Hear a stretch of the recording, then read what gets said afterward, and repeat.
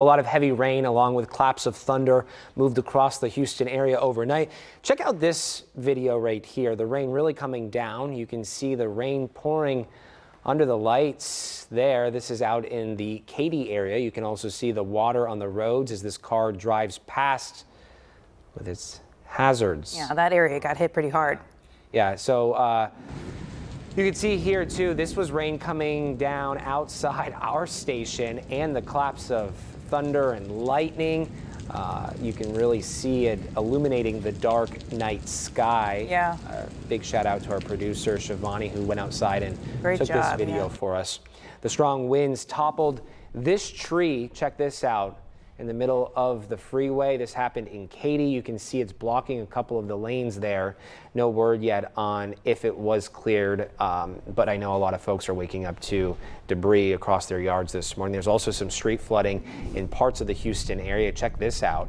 Here you can see the water turning the street into a river. This happened in Katy as well, along Avenue C and France Road.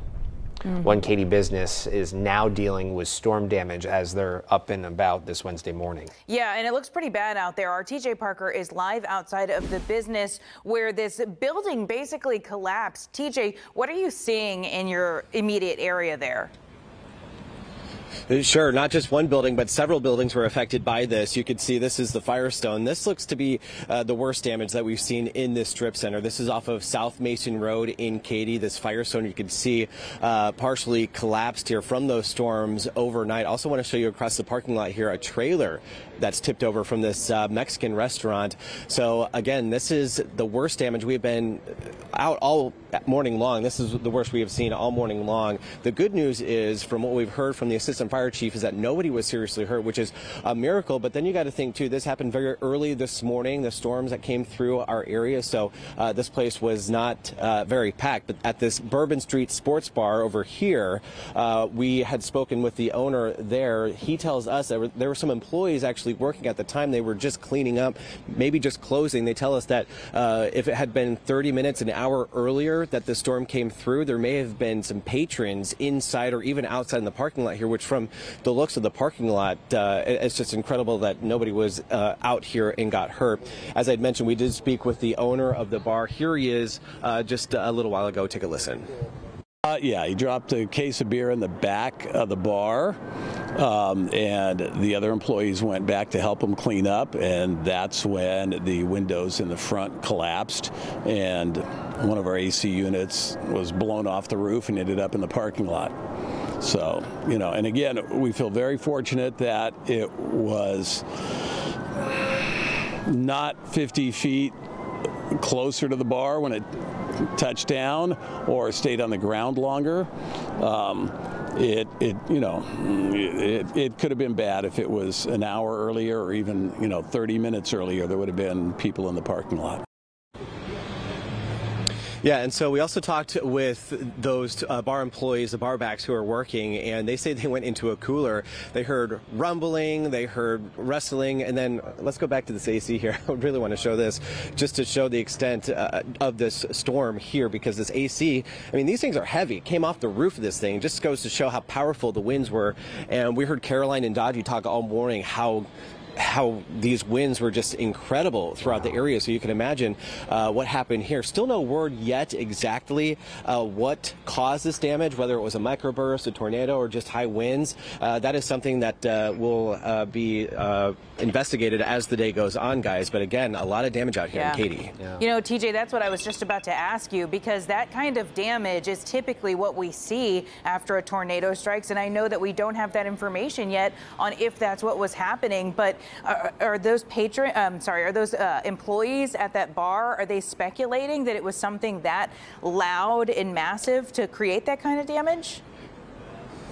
Well, sure. And, the employee that we spoke with said it was that train sound. We hear that time and time again when we talk about people who have heard tornadoes go through. But again, the interesting thing is this, the damage is pretty much isolated to this strip center here.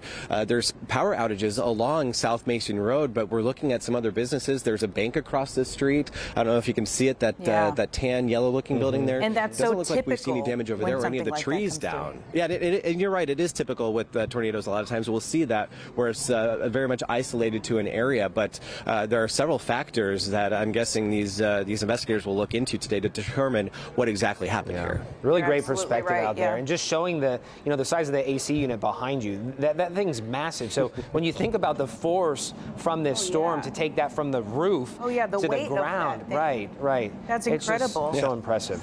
Yeah, and TJ, I mean, if it had not been for the guy spilling the beer in the back, we'd be talking about injuries, right, about people's lives right now. So that's really amazing.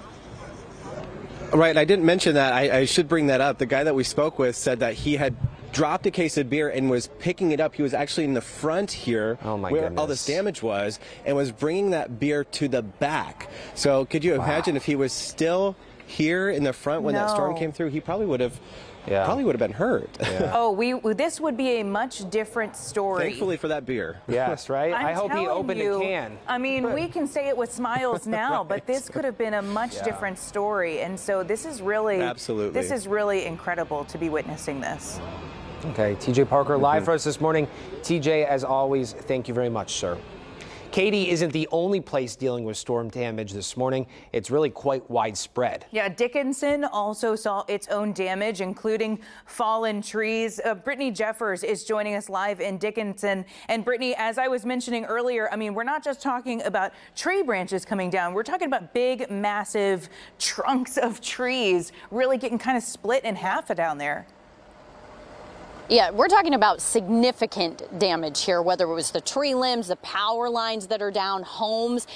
Just to kind of give you some perspective on that type of damage, you look behind me and you see this tin here laying in the culvert. It spans up and down the road. But if you look across the street, that debris that you see there, what is the shell, the remaining outline of a barn. This is what this tin was on. It was blown across the railroad tracks here. I spoke with the homeowners across the street there, and they told me they were just grateful that they were okay. She says they, obviously their barn is destroyed. There's some significant damage to their home, but she says she's thankful that they're okay. All across the city, we're seeing this. You look across the street, more of that tin, but also debris. Someone's fence knocked over.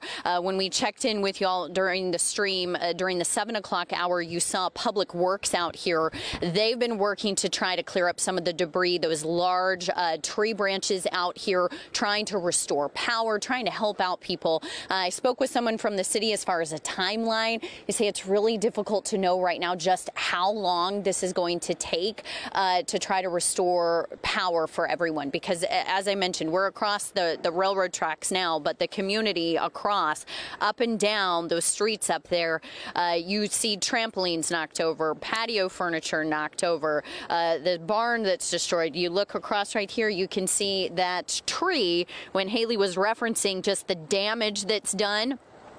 You can see it just snapped at the top, and this is up and down and across the city. So a lot of cleanup.